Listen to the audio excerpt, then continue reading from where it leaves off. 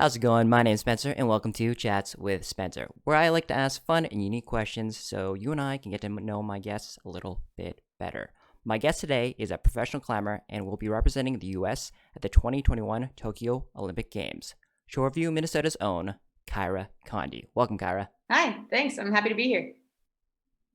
Kyra, can you just tell us a little more about yourself? Just maybe some of the viewers who might not know about you. Yeah, so I started climbing when I was 11 years old. I also have two cats, so if they come into this screen, that is highly likely. I started climbing when I was 11. I pretty much immediately started competitively climbing. I fell in love with it right away. And I actually got diagnosed with severe idiopathic scoliosis when I was 12. So it was pretty shortly after I started climbing. And already fallen in love with the sport, and needed to get spinal fusion surgery for that. So that was kind of my big bump in the road, I guess, in my climbing journey. But basically ever since recovering from that, I have just kind of steadily been improving in climbing and really focused on goals. And qualifying for the Olympic Games was a huge goal that I didn't even know I had because climbing wasn't even in the Olympics when I started. Other than that, I have a lot of dreams outside of climbing as well. I want to go to veterinary school eventually. I live in Salt Lake City now. I'm from Shoreview though, and I really love it here. Being in the mountains is amazing, especially growing up in Flatland, Minnesota. But yeah, that's the brief overview, I guess. Okay, so for anybody who's unaware, Kyra actually discovered climbing at a birthday party that she was invited to, which is really cool. Just to think about, you're going to a birthday party. You're just there to have fun, but you find something you fall in love with and you turn into a career. So I don't think that happens to many kids. Yeah, exactly. When at that birthday party, I would not have guessed that where I would be, now. I had somebody ask me if I had thanked the person whose birthday party it was. And I was I actually don't even remember whose birthday it was. But, thank you to who that was. Do you ever imagine if that birthday party was at something else, say another sport, that maybe things would have just been different? Be a professional golfer or something, Yeah. Okay, so before discovering climbing, what kind of kid were you, Kyra? And how was it growing up in Shoreview? And if you have any, maybe a funny story that kind of sums up who you were before climbing. Yeah. Let's see. I was definitely a pretty adventurous kid. I think I've always been kind of spunky and stubborn. Before I found climbing, I was always actually just climbing on things in general. I was always on top of our fridge at home. I would be climbing buildings or trees or being on the wrong side of playground structures and things like that. So I think it was actually kind of I was destined to find climbing in some ways. It was just kind of what I naturally gravitated to. I didn't do well with team sports. I tried a couple, and I didn't like either sharing glory or also having it not be my fault if we lost, So I kind of liked having it be entirely on me. So I definitely needed an individual sport. I think a funny story related to that is that I played soccer for a little bit, and I really thought that I was going to do the corner kick because that was the position I was in. And the coach chose their daughter over me, and that's when I quit soccer because I couldn't handle the team sport aspect. So, yes. So that's kind of the type of kid I was. I was I'm not going to do this. If this isn't up to me to be good at this, then I don't want to do it. So, has that attitude changed at all in terms of casual team sports? I have grown to appreciate team sports in general. I definitely think they're still not for me. I've been playing volleyball with some friends during quarantine, just with our pod. And I really enjoy it, but I definitely see why it's not what I do. It would literally, destroys me when I'm the person who lets the team down. And then it's also but it's really fun when you are working together as a team. So. Yes, definitely. So you spoke a bit about your surgery early on in your climbing career. I'm just wondering, it's going to sound kind of weird. I'm going to spin it a different way, but do you almost feel like it was an advantage in the sense of a mental advantage since you had such an early setback in your career that moving forward, any setback, you're kind of well, you know what? I had back surgery when I was 12 years old, and I overcame that. And that's kind of like helped you move forward with other setbacks that inevitably came along in your climbing career. Yeah, I actually do think it was somewhat of an advantage, at least for me. I think a lot of kids in climbing start too early. And because we do have these national level competitions that are available for 12, 13-year-olds, you can get like really into it really quickly. And then inevitably that can lead to burnout. And because the climbing season is all year round, that kind of doesn't leave room and time for other sports. So like it's actually like been studied that kids who don't do multi-sports tend to burn out in whatever sport that they go into, unless like, I mean, there's obviously some outliers. So I think for me, I was kind of hitting that stage of burnout where I was like, oh, well, I kind of want to go to the park and hang out with my friends. I don't really want to go to the gym and train. And so this back surgery came along and made me realize just how much I love climbing and that I never wanted to stop doing it. So I took this like 4-month forced break and recovery period from the surgery. And that really made me realize how much I wanted to climb. And since then, I haven't taken more than a week off, basically, since. Awesome. All right, Kyra, so obviously you're very passionate about climbing, but I'm just wondering, what are some other things that kind of like bring you joy? Either you do or just like some things. Let's see. I have a lot of hobbies. I really like crafts. Like I've been knitting and embroidering. I have a sewing machine. I've been trying to like learn how to sew better. I also really love like Netflix and movies and TV shows. I get really into them, especially sad movies. I don't know what it is. I just love sad movies. I also really like cooking.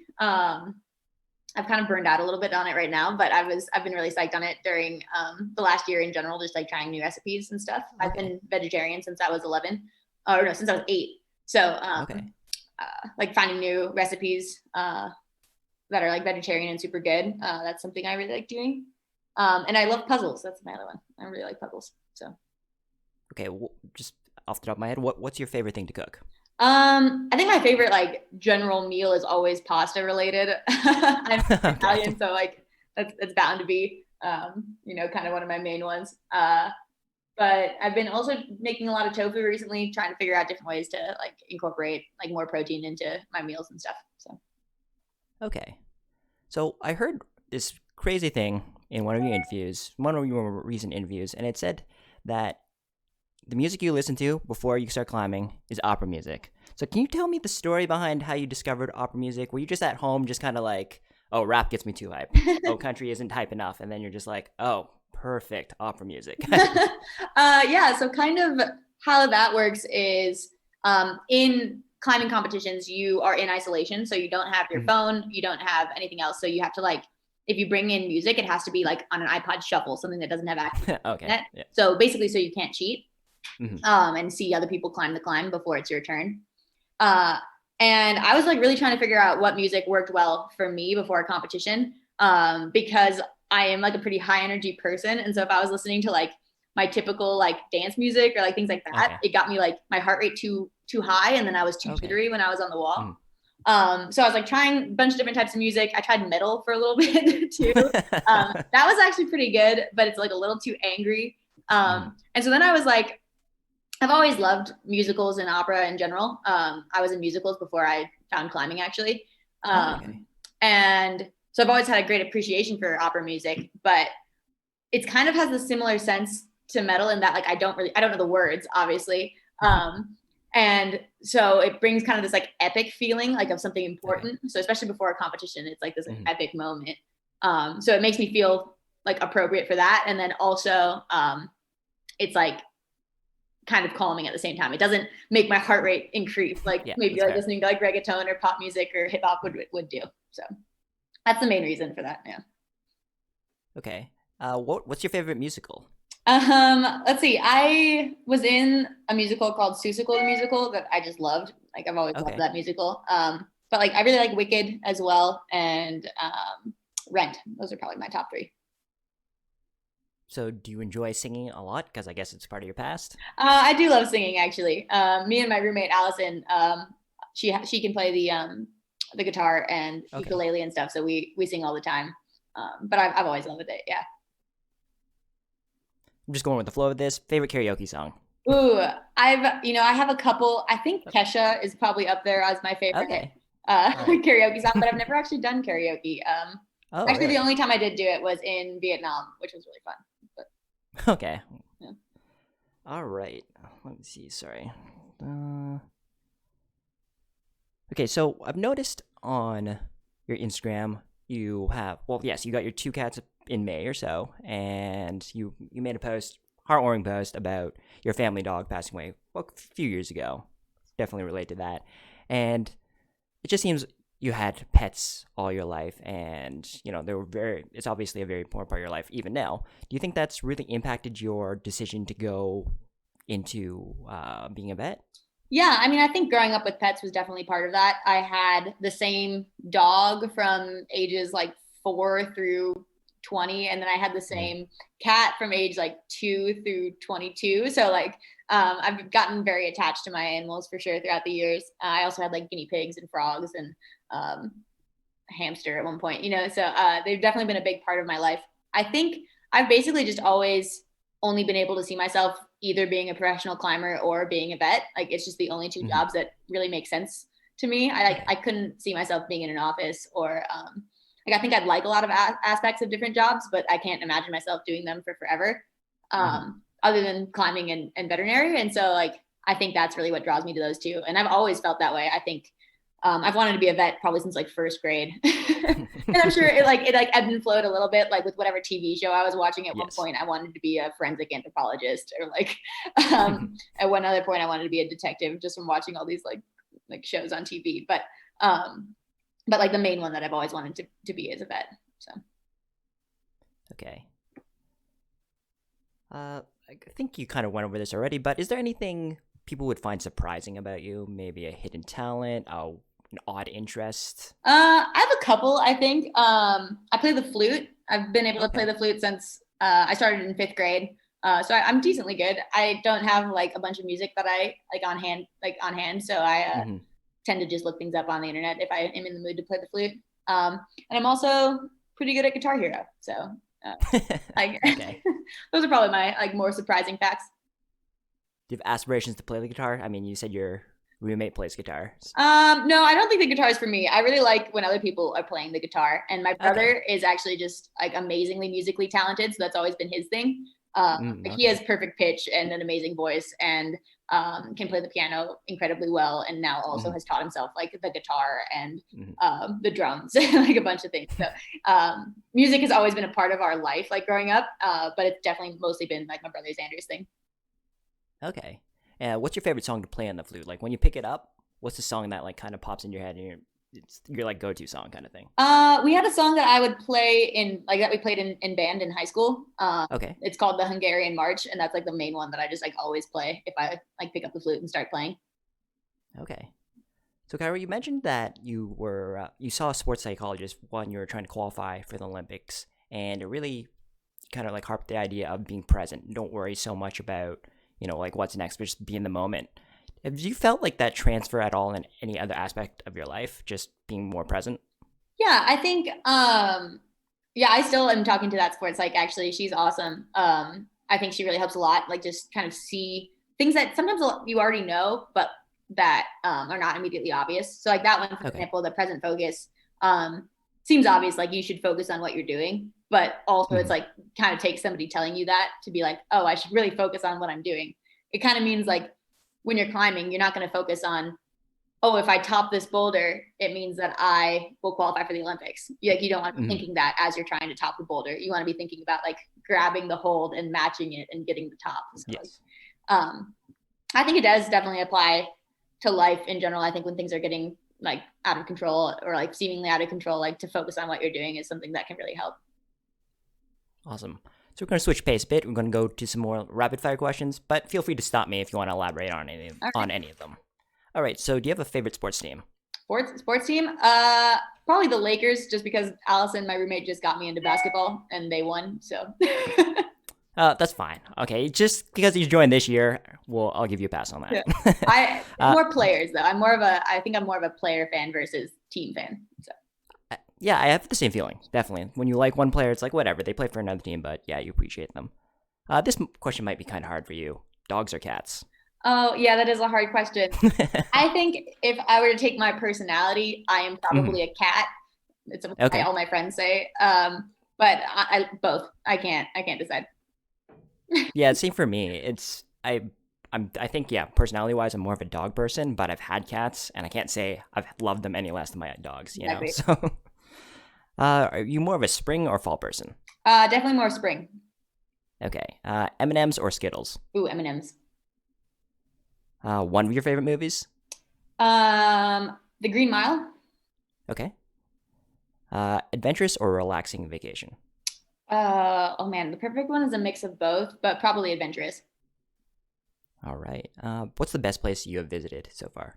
Probably my favorite is like Santiago, Chile, and it's because I love South America. I speak Spanish, and the community there has just been the most like open and accepting, and like fun community I've ever been to. So, Sounds good.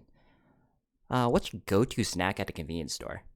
man, probably some sort of candy bar. I love Kit Kats, and I also love Twix. So Those are probably one of my two favorites. definitely the best ones. That good choices. Favorite childhood TV show? Oh, I was just talking about some of these with some friends. Dragon Tales was up there. Oh, okay, yes. And I have a couple holiday themed ones. What's your favorite holiday song? Oh, that's a hard question. I just love the holidays in general.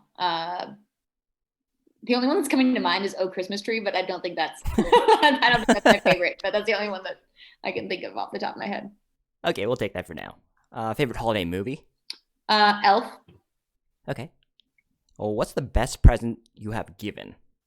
Oh, I gave a monogrammed like notebook holder to somebody that was like an inside joke that I thought was like probably one of my better gifts. But I pride myself on my gift giving. Like I think I'm pretty good at it. So there's been a lot that I've been pretty proud of actually. All right. What's your favorite holiday food? I love cheesy potatoes. My grandma Okay. has just the best recipe. Oh, and she has a creamed corn recipe, and she's from Iowa. So the best corn in the nation. So probably world actually. That's good. This one might be hard. Top five things to watch on Netflix, and bonus points for more obscure. Okay. Top five. I just finished watching Queen's Gambit and really liked it. Okay. Oh man, this is hard. I also just watched Are You the One, which is as if you had like The Bachelor, but the drama turned up to 10, which is very entertaining. Um, oh man, five is hard. I can't remember what I've been watching recently. I really liked the movie Okja that was on there. Oh About yes. like the Okay. super pigs. Hmm. Um, that's a little bit more obscure. Oh man, that's a hard question. That's okay. We'll take three. Okay, yeah. If I think of more, I'll say them. Okay, sure. What's your favorite move to do in climbing? My favorite is honestly like kind of the more straightforward, the better. I love just like jumping between pinches, which are just holds that you like Hmm. pinch. Would you rather add 5 seconds to your front lever or one more max rep to your one arm pull up? Ooh. I can't do a front lever yet. I can only do it with one leg, so probably 5 seconds to my front lever. Honestly, I dislike front lever training versus the one arm feels so much more fun to train, I in my agree. Yeah. opinion. My front lever has just stayed the same for years, no matter how much I train it. So, and one arms have been progressing. So, I agree. Fair enough. How close are we seeing the 159 from you on Instagram? I feel like 159 is forever away, but at the same time, I also thought 158.5 would be impossible. Yes. And I've like recently managed to do that. So maybe a year, hopefully. It's on the life goal list. So I'd be very excited. All right. Do you want to just quickly do that tier list? Really? Sure. All right. So we will be ranking these. This is up to you. You can justify your answers. Okay. No, Oh, I think this is pretty easy. I've okay. never had a baby Ruth, so All right. that's So definitely bottom tier. okay. Along with probably Almond Joy and sadly Snickers, because I don't like when my candy bars have nuts in them. So and then Okay. probably next would be Three Musketeers in the low tier. Okay. And then Butterfinger and Reese's and Crunch in the next one.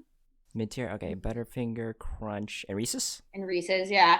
And then actually Milky Way probably goes in that one as well. Okay. And then Toblerone is in the top tier, Top tier. All right. along with M&Ms because they have my heart. And then the next three are all in the high tier, I think. Okay. Okay.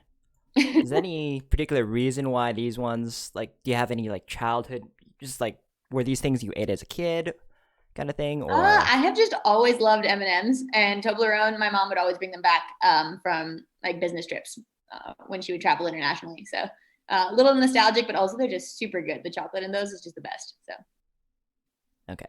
I mean, I can agree with, for me, I really like Kit Kat and Twix. But I do like nuts in bars, so that's where we will disagree. I could put Twix and Kit Kat along with that top tier, but that was hard.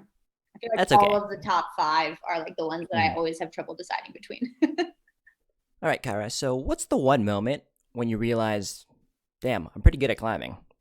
I think for me that was when I first won youth nationals, which Okay. happened after my back surgery. Hmm. I had like that was always a goal, and then after my back surgery, I wasn't sure if that would still be possible. And so I think the year after my back surgery, I got eighth at nationals, and then the next year I won. And so that was a moment when I was like, wow, I actually could be quite good at this. Hmm. Okay. What's one thing you'd like to do or achieve in your lifetime? Ooh, that's a hard question. I mean, I think, one of my biggest goals in climbing is to like actually use my platform to make some sort of difference. I'm currently on a bunch of like the USA Climbing Mhm. Task Force, and like I'm on the board of directors, and I'm also on like the athlete commission for the International Federation and also USA Climbing. So I really want to try to use the influence I have within climbing and the climbing community to try to make some sort of difference. Okay, that's fair.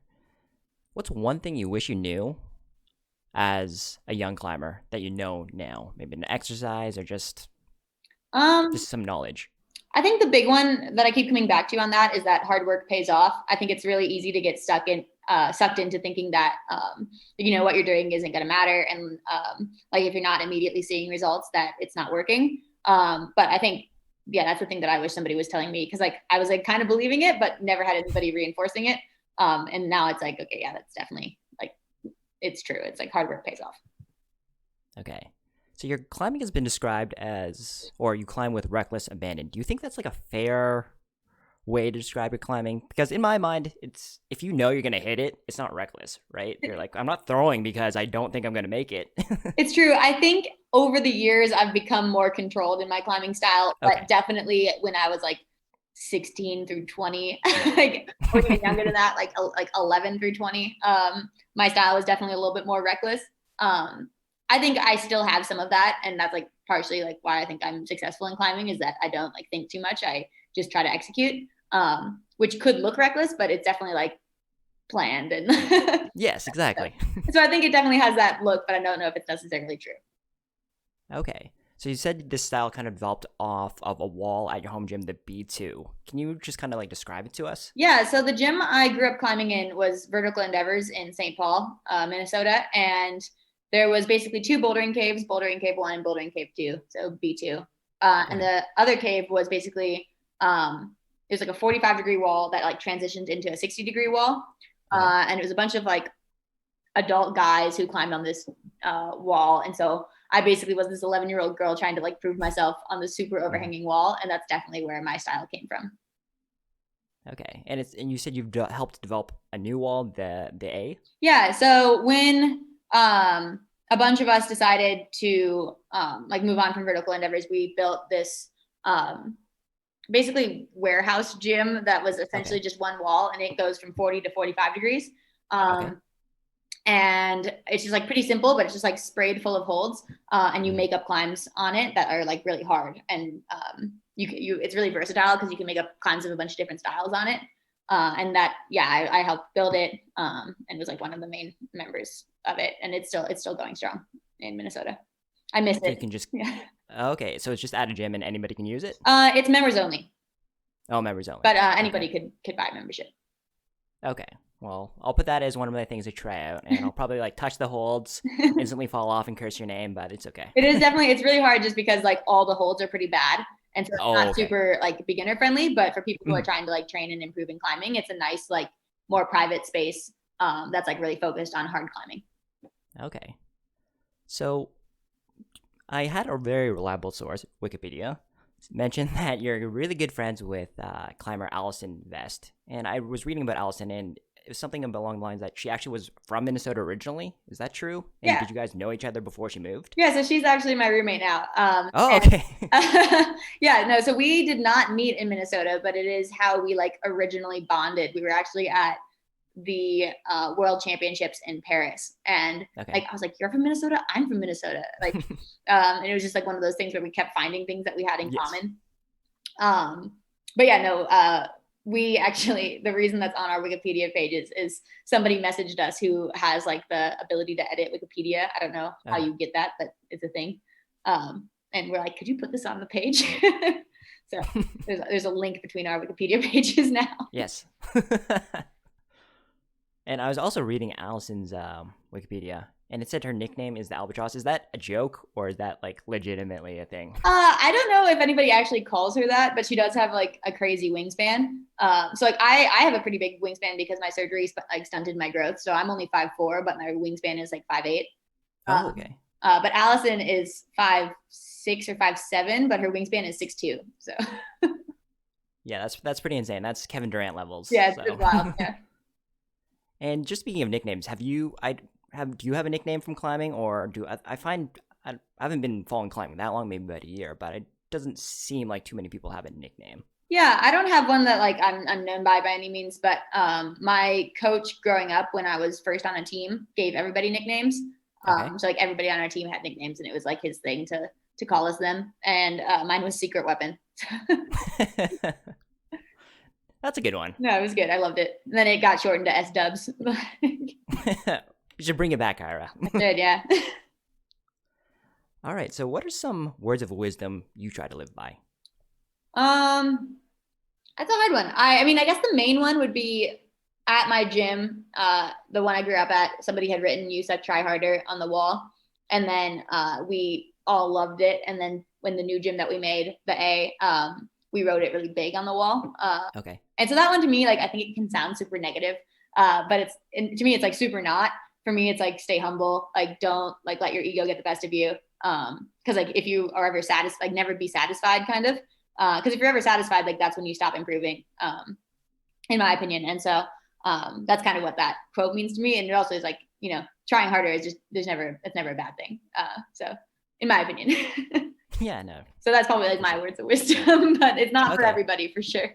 Do you have any words of to try to get new climbers into the sport? I've only been climbing, like I said, for a year or so, and I've tried to get more of my friends into it, but I think a lot of people just like at a glance kind of it looks intimidating, though once you get in the gym and you actually realize the community is super welcoming and whatnot, it's really not. But what you as a pro climber, what can you say to people to be like go there and try it kind of thing? Yeah, I think climbing is for everybody. Like there's no body type that can't climb. There's so many different things that you can do within climbing. Like, I mean, aid climbing is a thing, ice climbing is a thing, bouldering, lead climbing, top roping. Like, there's so many options. Like, you see movies like Free Solo, and you're just like, wow, that's what rock climbing is. Which like that's like like one tiny section of what climbing is. And like I don't know if I'll ever climb El Cap. Like maybe one day. Like it's kind of on my life list, but like yeah. But I'm a professional climber, and I'm not sure if I'm even gonna do that.